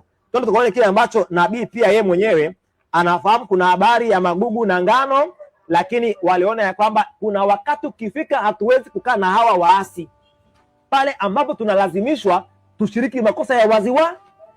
Hapo mfano wa magugu na ngano wala hauapply. Nabii anasema, kitabu ni wazee ni Pambano Kuu kurasa namba 36 Kiswahili, lakini 45-46 Kiingereza. Anasema hivi: baada ya muda mrefu wa mapambano makali, waaminifu wachache waliamua kuvunja umoja wote wa kanisa asi kama linaendelea kukataa kujiondoa lenyewe kutoka kwenye uongo, kusema uongo na ibada ya sanamu. Waliona kwamba utengano ulikuwa lazima ufanyike kama wangetaka kulitii neno la Mungu. Pale inapofikia kwamba bila utengano huwezi kuutii ukweli, ondoka. Ndivyo Lakini habari ya magugu na ngano wala haipo hapa. Magugu na ngano ilikuwa ni hali ya kiakili, mambo ya siri ya mtu ambayo wewe huwezi kuyahukumu. Unaweza kaona huyu ni mkosaji, lakini kumbe ni malaika wa Bwana. Kumbe wewe ndo umechukua tu, mawazo yako yamekulazimisha, yamekupeleka umuone ni mbaya. Mungu ndiye mhukumu kwa mambo ya dhamiri, lakini dhambi za waziwazi tumeambiwa kabisa atengwe na kanisa. Kwa hiyo watu wanasema kwamba kanisa la Mungu atalirekebisha. Marekebisho yake hii SDM mnayoiona ambayo imeingiza utatu na mafundisho mengine ya hovyo haitakaa ibadilike. Na ili uwe muumini wao, uwe na umoja na wao, ni sharti wewe ukubali dhambi. Sasa hatuwezi kujiunga nao, maana wao wamejiunga na dhambi. Ili uwe mmoja wao lazima ukiri mafundisho ya. Kwa hiyo hapo nabii hapa anasema ya kwamba waliona kwamba utengano ulikuwa lazima ufanyike kama wangetaka kulitii neno la Mungu. Anasema hawakuthubutu kuvumilia makosa ya kuficha kwa roho zao wenyewe na kuleta mfano ambao ungehatarisha imani ya watoto wao na wajukuu wao. Ili kupata amani na umoja, walikuwa tayari kukubali kufanya mapatano yoyote kwa unyofu wa Mungu, lakini waliona kwamba hata amani ni ya thamani ndogo mno kununuliwa kwa kutoa mhanga kanuni au ukweli. Yaani hiyo amani ni ndogo sana kama ukilinganisha amani na ukweli. Maana kuna watu kwenye familia ama kwenye makanisa wanakaa tu kimya wapate amani, lakini uongo unafundishwa na watoto wao wanadanga. Huo ni uongo. Nabii anasema hiyo amani ni ya thamani ndogo sana ukilinganisha na ukweli. Ukweli ni jambo la kwanza. Anasema ili kupata amani na umoja walikuwa tayari kukubali kufanya mapatano yoyote kwa unyofu wa Mungu, lakini waliona kwamba hata amani ni thamani ndogo mno kununuliwa kwa kutoa mhanga kanuni. Kama umoja ungeweza kupatikana tu kwa kuhatarisha ukweli na haki, hebu kuwepo utengano na hata kwa vita. Hasa katika huu utengano ndipo lilipozaliwa kanisa la SDA, na Mungu akasema lisibadili yale mambo ya nje ambayo walisema ni heri kutengana na hawa watu ili tubaki kumtii Mungu, si ndivyo? Leo wameingia tena na wameshika usukani tena. Tunafanyaje sisi tena? Tunatoka tena. Haleluya, watu wa Mungu. Kwa hiyo unapozungumza kwa habari ya kanisa, kwa habari ya magugu na ngano, sio sifa inayozungumzwa hapa, na wala sio sababu ya kuambia watu ambao wameona mnashiriki uongo, hamtaki kubadilika, eti wasiwaache. Wanawaacha maana nyewe mmeuacha ukweli. Wao wanaofuata ukweli, na kitendo cha wao kutoka nje ya waovu ni wamerudi kanisani. Sisi tunaelewana? Maana ilibidi hawa pioneers ama watangulizi wa kanisa watoke kule kwenye makanisa yao waje kule ambako ni makanisa mapya ambayo waliyatengeneza yenye ukweli. Walitoka kwenye uongo, wamekuja kwenye ukweli. Sasa hivi uongo umeingia ndani kama nabii alivyoona, lakini wale watu ambao wana fikra safi. Kanisa la Yesu linalozungumzwa hapa sio jina wala organization wala mfumo, bali ni jumla ya watu waaminifu popote duniani wanaopokea ujumbe huu wa malaika watatu vizuri. Na hao ndio meli ambayo ipo juu ya uso wa nchi. Sio kundi, sio jina. Tafadhali watu wa Mungu, tukiwa na maana ya ni jina, tukiwa tuna maana ya ni mfumo. Maana nabii mwenyewe kwenye 1SM 204.2 anasema mfumo ambao SDA itakuja kutengenezwa kwa huo tena hapo baadaye. Yaani wangeondoa mfumo wa kwanza wa kazi, waeke mpya. Huu mpya nabii anasema umejenga kwenye mchanga na muundaji wake ni shetani. Kwa hiyo hii SDA unaona sasa hivi mfumo wake ametengeneza shetani. Ndio maana leo hii mwinjilisti mwenye ukweli kanisa moja hawezi kuhubiri kanisa la pili. Mfumo umetengenezwa na shetani, umebana waaminifu, watu ambao wanaaminika na kanisa hili linakutumwa ni watu laini, ukiwa tepetepe, ukiwa mnafiki, unaweza kuficha ukweli, either ni master guide, ni mzee wa kanisa, uwe ni SYL, uwe ni mchungaji. Ukiwa ni mnafiki ambaye unaweza kuficha ukweli, ndio unaaminiwa, wanasema huyu ni mnyenyekevu, lakini kumbe ni zezeta la kiroho. Ndio unatumwa kwenye makanisa ya mtaa na kwingineko kufanya uinjilisti na kufanya na effort, lakini watakapokukataa kule kwa sababu ya ukweli, ujue wewe ni mwanafunzi wa Yesu. Sasa huu mfumo ambao shetani ameutengeneza unazuia ukweli usiende mbele, maana yake unaruhusu uongo uzidi kuingia ndani. Kwa hiyo kila siku ni uongo unaingia. Sasa hatuwezi kukaa mahali kama hapo. Tunaangalia mahali ambapo tunaweza kuutunza ukweli. Hicho ambacho lazima tuelewe, watu wa Mungu, tutaweza kusaidika sana. Nataka tupate hizi maana zote. Kwa hiyo leo aliyeruka tutaona ni watu ambao wanaamini mafundisho ya uongo yote, au wameruka. Hata kama utaitwa kwa jina lile, kama tu Wayahudi waliitwa jina hilo mpaka leo. Israeli, nchi ya Kanaani hawajanyang'anywa, jengo waliachiwa, lakini Yesu alisema limeacha ukiwa, litakuja kubomolewa, na mpaka leo ni wapagani. Kwa hiyo kama utabaki na jina na ardhi, wewe na Myahudi mnafanania hivyo, lakini sisi tunabaki na imani. Haleluya, watu wa Mungu. Kitabu ni ujumbe uliochaguliwa, kitabu cha pili 128. Inasema hivi, ni 2SM 128. Inasema hivi, majuzi nilisoma juu ya meli moja ya kifahari iliyokuwa ikipita njia yake baharini wakati wa usiku wa manane. Kwa ajali mbaya sana iligonga mwamba. Abiria waliamka na kuona kwa hofu kali. Abiria waliamka na kuona kwa hofu hali yao isiyo na tumaini, na kwa meli hiyo walizama bila kuonekana tena. Mtu aliyekuwa katika usukani anasema alipokosea taa ya taarifa. Huyu alikuwa ni mtoa taarifa, huyu ni askari, kama ambavyo tu mchungaji anavyosema kwamba yeye ni mlinzi wa nani? Wa Sayuni. Lakini akilala tu Sayuni inavamiwa, watu wanauliwa. Ndio mlinzi alipokosea, huyu ambaye ni mtu katika usukani alipokosea taa ya taarifa kuhabarisha watu, wale watu walipotea. Anasema mamia ya roho katika muda ule wa onyo walipotea milele.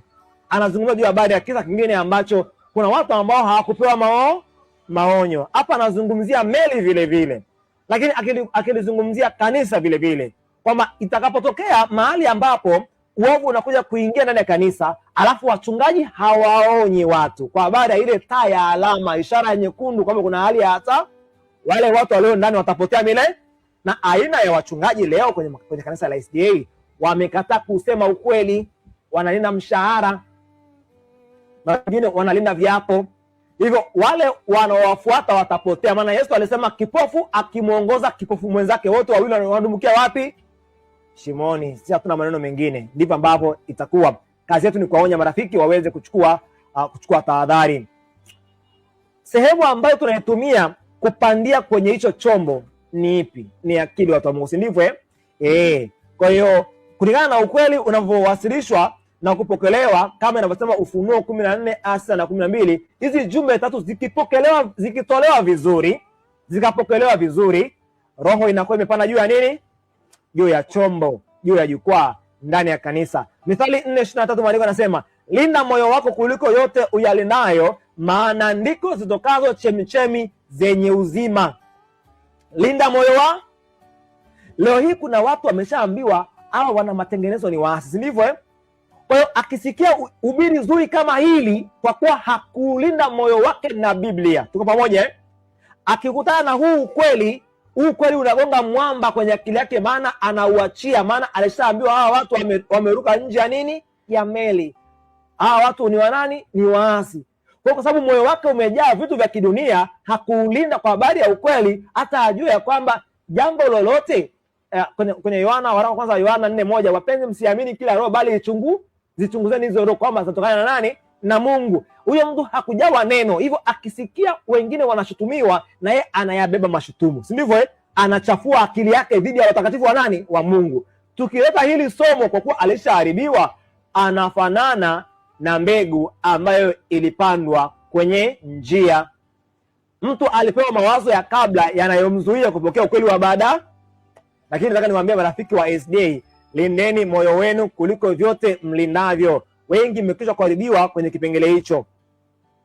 Lazima mzingatie ile hapa. Huu mfano ambao upo kwenye screen yako hapa, mtu wa Mungu, ni mfano wa mtu ambaye yuko nje ya kanisa, yuko nje ya jukwaa, yuko nje ya chombo. Jina ni moja tu.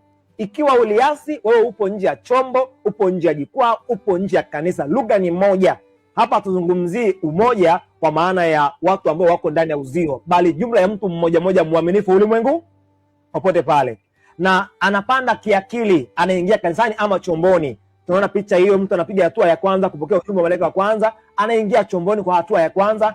Uelewa wa kiakili upande wa kulia huku, unaona hii mishale inapopanda juu, anazidi kuelewa ukweli katika akili, anaingia chomboni, anaingia kwenye kanisa mpaka hatua ya kupokea ule ujumbe wa malaika wa tatu, ambao ujumbe wa malaika yule wa 4 wa Ufunuo 18 aya 4 anaamsha jumbe hizi haswa kwa nyakati hizi, ili tuelewe ukweli ambao utatusaidia kufanya kazi ya Mungu kwa habari ya mvua ya masika. Watu wa Mungu, mtu anapiga hatua ya tatu hiyo, amekaa juu ya chombo, juu ya jukwaa imara ama ndani ya kanisa. Lakini huyu mtu ambaye unamwona hapo akianza kuondoa miguu yake, yaani akili kwenye ule ukweli wa kwanza, anaitwa muasi. Akianza kushuka ngazi ya kwanza, ya pili na ya tatu, ama ngazi yoyote, akatoa ujumbe wote, anaitwa mtu aliyeasi. Lazima tuangalie wachungaji wetu wanavyotufundisha kwenye makanisa.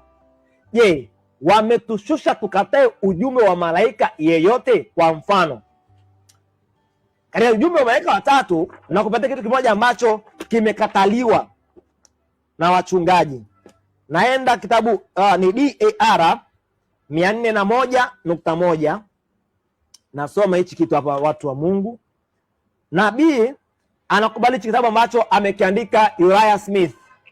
Hichi kitabu hapa haukivuti kwenye makanisa ya Adventista wa Sabato, kwa sababu ni kitabu ambacho kina ukweli mkubwa ambao hautakiwi Mwadventista ujue. Shetani ametuma viongozi wake waaminifu kwa kuuficha ukweli. 401.1 anasema hivi: maandiko kwa hakika yanaonyesha waziwazi kwamba kuwepo kwa Kristo kulikuwa na mwanzo. Yohana 1:1, jambo ambalo halikuwa hivyo kwa Baba.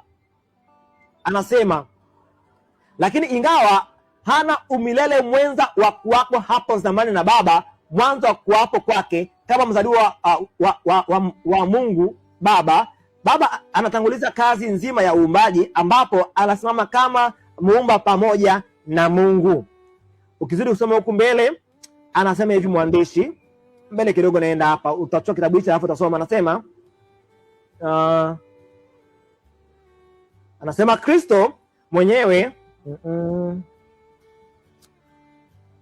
anasema amemnyanyua kwenye vyeo vinavyomfanya astahili kuabudiwa. Baba amemnyanyua Yesu, anasema, na hata ameamuru kwamba ibada itolewe, jambo ambalo lisingalikuwa la lazima kama angekuwa sawa na Baba katika umilele wa kuwepo. Kwa hiyo kitabu hichi kinazungumzia kwamba Yesu mwana wa Mungu, yeye ana mwanzo wa kuwepo kwake na alizaliwa. Yesu alizaliwa. Lakini huwezi ukakikuta kwenye kanisa leo, maana kinafundisha ukweli ambao shetani hautaki. Kwa hiyo huu ukweli, kitendo cha kusema Yesu hakuzaliwa, kitendo cha kusema Yesu hana mwanzo, umeungana na shetani kusema kwamba Yesu si mwana wa Mungu kama Wayahudi. Maana uungu wa Yesu unapatikana katika kuzaliwa kwake. Hivyo tukisema Yesu hakuzaliwa, tumesema Yesu si mwana wa nani? Mwana wa Mungu. Na tumekataa ujumbe wa malaika yule wangapi? Watatu. Kwa hatuwezi kusema sisi ni Adventista na tumekataa ujumbe wa malaika. Jumbe zote tatu zinachukuliwa ili ziweze kuwekwa mahali pake kwa habari ya Mungu kupewa ibada. Hichi ndicho lazima tuweze kukiona. Kama umesema rafiki yangu Yesu hana mwanzo wa kuwepo kwake, alizaliwa siku za milele. Biblia ikitamka umilele wa Yesu ni siku za milele, yaani siku nyingi sana nyuma alizaliwa. Ile baba yake yupo milele kwa maana ya milele isiyo na mwanzo. Ni maneno mawili ambayo lazima yaweze kutofautishwa. Tutakwenda kuyaelezea vizuri kwenye video zinazokuja. Kitabu hichi kinasema Yesu alizaliwa, ana mwanzo wa kuwepo kwake. Na sura ya kwanza ya wazee na manabii, kwa nini dhambi iliruhusiwa, nabii anasema na Yesu anazungumza kwa habari yake mwenyewe akisema kwamba hapo mwanzo alifanya nini? alizaliwa. Utakwenda kuona kwenye sura hii ya kwanza kuna maneno kama hayo akizungumzia Mithali 8 aya ile ni ya 22. Hivyo yeyote ambaye alikataa huu ukweli aliruka kwenye choo. Kwa hiyo leo mchungaji yote anayefundisha Yesu anasema Yesu hana mwanzo, mchungaji anasema Yesu hakuzaliwa eti ndo awe Mungu, huyo mchungaji ni offshoot. Na utaona wachungaji ambao wana hasira sana, wachungaji ambao wanapatana na mafundisho kama haya ambayo yanawaibua walivyo waongo, wanachukia sana. Hivyo mafundisho haya ya kweli lazima yasambazwe, maana tunasoma vitabu vya SDA yenyewe kuonesha ukweli ambao Mungu alioleta kwa kanisa lake na haitakiwi kubadilishwa. Hivyo mchungaji yote ambaye anasema Yesu ni mwana wa Mungu kwa kuwa eti wengine wanasema tu alitamkiwa tu kuwa mwana na baba akatamka atakuwa kwake baba, eti Mungu Yesu ni mwana kwa kutamka. Ukimkuta mchungaji anasema hivyo, huyo mchungaji ni muasi. Yaani kama ulikuwa unaulizia offshoot ni nani, ndio huyo mchungaji sasa. Na ukizungumzia mtu ambaye ni backslider, ndio huyo mchungaji ama muasi, maana amekataa ujumbe wa malaika watatu, anajiita mchungaji wa SDA. Huyo ni muasi wazi. Na sisi lazima tufundishe ukweli ili watu waweze kufuata. Na tulikuwa tukiwahabarisha watu juu ya ukweli kwa muda mrefu, lakini kanisa likatuzuia tusiuseme. Leo tuko kwenye platform ambazo zinaturuhusu kusema ukweli. Mnasemaje watu wa Mungu? Hakika Mungu azidi kutukuzwa kwa sababu watu wake wanaopata ukweli. Hivyo aliyesimama juu ya jukwaa imara ama aliye ndani ya chombo anakubali Yesu alizaliwa, ana mwanzo wa kuwepo kwake kama nafsi, na baba yake Yesu hakuzaliwa bali alizaa. Hivyo yeye ni Mungu mmoja mwenye nafsi moja, Mungu wa pekee na wa kweli. Ukiamini tofauti na hapo, wewe uko nje ya chombo. Maneno ya wachungaji waongo yatakupoteza. Wakaamini kitabu kinaitwa Fundamental, wakasummarize, wakaweka kwa ufupi imani yao kwenye kitabu kinaitwa Fundamental Principle ambazo walizifundisha na walizitekeleza ama walizitenda wa Adventista wa Sabato. Ukiwa nje ya hichi kitabu, rafiki yangu, umetoka nje ya chombo, nje ya meli na umepotea. Rejea kanisani, Bwana akuita.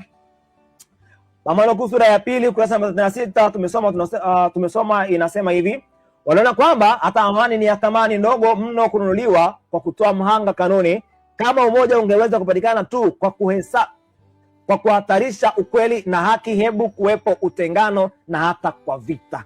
Yaani utengano lazima uwepo, tena hata kwa vita. Kama umoja ungeweza kupatikana tu kwa kuhatarisha ukweli na haki, lazima tutengane. Huyu ni nabii anasema, maana aliona kwamba matengenezo, maana tunakumbuka mwanzoni nabii alisema alifikiri ya kwamba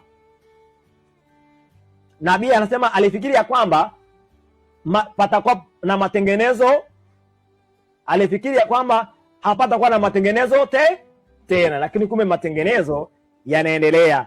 Hivyo lazima utengano uwepo, maana pale ambapo watu wamekataa kutunza ukweli, lazima tuwe nje ya wao. Msishuke chomboni. Je, umeruka nje ya chombo au umesimama imara chomboni? Tafuta hichi kitabu rafiki yangu, tafuta hichi kitabu. Hichi kitabu kinazungumzia walio chomboni wanaamini nini.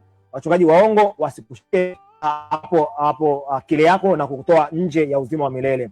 Kitabu ni sura namba 12, jukwaa imara. Ni kitabu vita kuu. Kinasema hivi: wengi huangalia kwa mshangao mwenendo wa Wayahudi katika kumkataa na kumsulubisha Kristo, na waliposoma historia ya fedheha aliyotendewa, wanadhani kwamba wanampenda Yesu. Maana pia wao leo wanahuzunika, wanasikitika, na wasingalimkana kama Petro alivyofanya au kumsulubisha kama walivyofanya Wayahudi. Lakini Mungu aonaye mioyo ya wote ameupima upendo wao huo wanaodai kuwa nao kwa Yesu. Leo kanisa la Mungu SDA wanawasikitikia Wayahudi na kuwasema vibaya kwamba kwa nini walimkana Yesu. Wanasikitika, lakini Kristo asomaye mioyo anawaona mioyo yao kwamba wao wamefanana vile vile na wale Wayahudi. Maana Wayahudi walisema Yesu si mwana wa Mungu, na wao leo wamepokea fundisho la kipagani la nje ya imani ambalo linasema kwamba Yesu hakuzaliwa na baba. Wanazungumza lugha moja. Yesu anachunguza mioyo. Lazima tuone kile ambacho Mungu alisema na kujibidisha kukifuata peke yake. Okay. Nabii anasema tunapaswa kufundisha. Naomba nianze mwanzo kabisa. Ningekuwa mlinzi nisiye mwaminifu, kama ningenyamaza pindi nionapo misingi ya imani yetu iking'olewa na wale walioiacha imani na ambao sasa wamekengeuka bila nanga. Wamekengeuka bila na. Kumbe wenye imani ndio wapo kwenye chombo, si ndivyo ambapo wametia nanga kwa Yesu. Wale ambao wamekengeuka bila nanga wameacha imani. Kwa hiyo jichunguze, umeacha imani? Sio majengo wala jina, maana kanisa kwa jina ama majengo ama mfumo likiacha imani unaliacha lenye ili uwe salama. Mungu azidi kubariki watu. Anasema wakati huu mafundisho ya uongo yanapofundishwa, tunapaswa kufundisha kweli ile ile tuliyoifundisha kwa nusu karne iliyopita. Sijabadili imani yangu. Nabii anasemaje? Sijabadili imani yangu. Yodi moja au nukta moja anasema na ninamsihi Mungu, anasema kwamba nyote wawili mtaweza kutambua kwa uwazi utofauti kati ya uaminifu na ukosefu wa uaminifu. Anasema Mungu huyu anamwita kila tabibu na kila mtumishi kufanya. Yesu anasema kupitia nabii kwamba nabii hakutoka kwenye ukweli. Tufundishe kweli ile ile. Hii ni sehemu ya 5. Fuatilia sehemu zinazokuja zijazo na zilizopita. Mungu akubariki rafiki katika Kristo. Hii ni sehemu ya 5. Tumekuwa tukizungumza kwa habari ya meli iliyogonga mwamba. Sasa huu mwamba ni mafundisho ya uongo, watu wa Mungu. Haleluya, watu wa Mungu. Masomo yanayokuja mbele tutaangalia kwa habari ya ile nukuu ya 1SM 204.2. Hatujazungumzia juu ya vitabu ambavyo viliingizwa kwenye kanisa. Hatuzungumzia mfumo wa kanisa. Kwa tutakuwa na somo moja ama masomo mawili mbele tukiangalia ile nukuu ya 1SM 204.2 kwa habari ya mifumo ya elimu iliyoingizwa kwenye kanisa na vitabu ambavyo vina uongo ndani yake vilivyoingizwa na vile vya ukweli ambavyo vimezuiwa. Tutaangalia hoja hizo. Baada ya hizo tutakwenda kwenye mafundisho ambao huu mwamba sasa ambao kanisa liliugonga, yani kwenye akili za watu nyundo ziligonga humu. Mambo yalikuwa yakija wanayachunguza, akili zinauma. Mbona tulisoma hapa hivi? Wanapekua, wanaangalia huku na kule. Hapo ndipo eneo ambapo vita ilichezwa ama ajali ilichezwa kwenye akili za watu, na wala sio nje, kwa maana ya kanisa kwa ujumla, ni kila mtu mmoja mmoja. Tutakwenda kuangalia haya mafundisho ya uongo yalivyopenyezwa moja baada ya jingine na nabii alivyoyaona. Lakini nataka tumalize kwa habari ya ile nukuu yetu kwa kina, ili tukianza mafundisho tuweze kwenda mbali, kwa maana ya kwamba tuamue tunacheza na topic moja mpaka inaisha vizuri kabisa. Fundisho moja lilivyoingia ambavyo limepewa kibali na shani kwenye kanisa la Mungu na viongozi ambao sio waaminifu ambao wameweka yeye. Tutaona mama hayo kwa kina sana. Hivyo rafiki katika Kristo, usikose kufuatilia sehemu ya 1 mpaka ya 4 na sehemu hii ya 5. Kama umeikuta katikati pengine hujaangalia yote, itizame yote. Mungu aweze kubariki sana. Sehemu ya 6 kuendelea zinaweza zikawa sehemu nyingi sana, sitoi namba, lakini nafikiri kutakuwa kuna sehemu nyingi kuhusu dini yetu itabadilishwa. Hivyo usikose kutembelea page yetu ya YouTube inayoitwa Njia Salama Ministry ama Njia Salama ni Yesu. Tembelea hapo uone kile ambacho tumekuwa tukifundisha na Mungu atakubariki sana.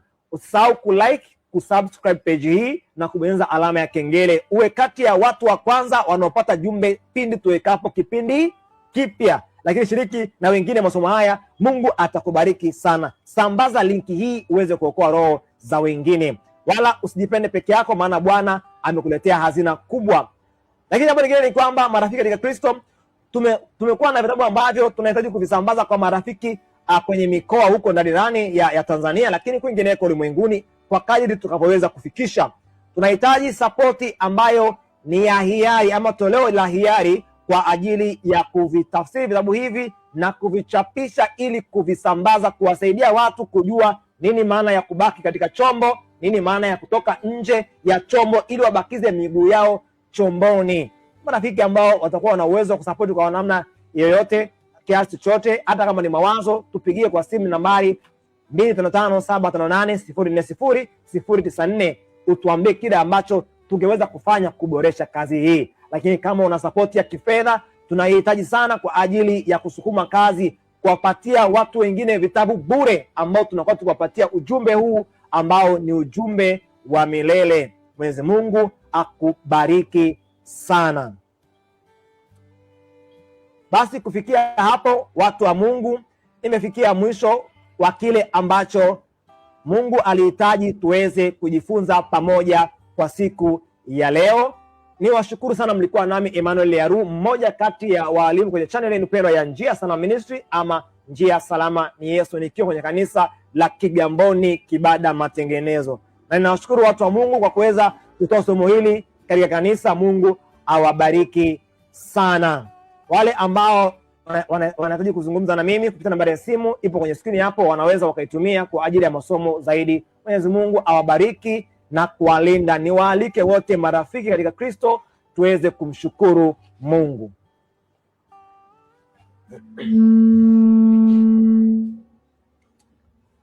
Baba yetu uketie mahali pa juu mbinguni, ushukuriwe sana. Umetufundisha somo la kipekee kwa habari ya meli iliyogonga mwamba. Baba mtakatifu, bado waumini kwenye kanisa lako wengi ule mwamba umewaharibu, lakini kwa sababu umesema wale watu ambao wamekuwa waaminifu, wana nia moja kukutafuta wewe, hakuna roho itakayopotea. Yeyote ambaye ana nia moja, kamfikishie huu ujumbe popote alipo. Na rafiki ambaye kapewa huu ujumbe, mfahamishe ya kwamba amependwa sana. Na rafiki ambaye amemtumia linki hii, ama kama amekuta ujumbe huu kwenye kurasa za page ambayo tumekuwa tukizalisha machapisho haya ambayo yanaokoa roho, basi muhimize azidi kufuatilia na kushiriki kwa wengine, ili aweze kuwasambazia upendo wa ukweli ambao wewe mwenyewe ndo umeutoa kwa watu wako. Zidi kutubariki na kutushikilia kwa kweli hizi, tukaweza kufahamu ukweli ulipo na kubaki ndani ya chombo, ndani ya meli, ndani ya kanisa, ndani ya jukwaa, kwa kubaki ndani ya imani. Baba mtakatifu, zidi kuwa nasi ukitulinda hata wakati mwingine, kwa jina la Yesu, amina.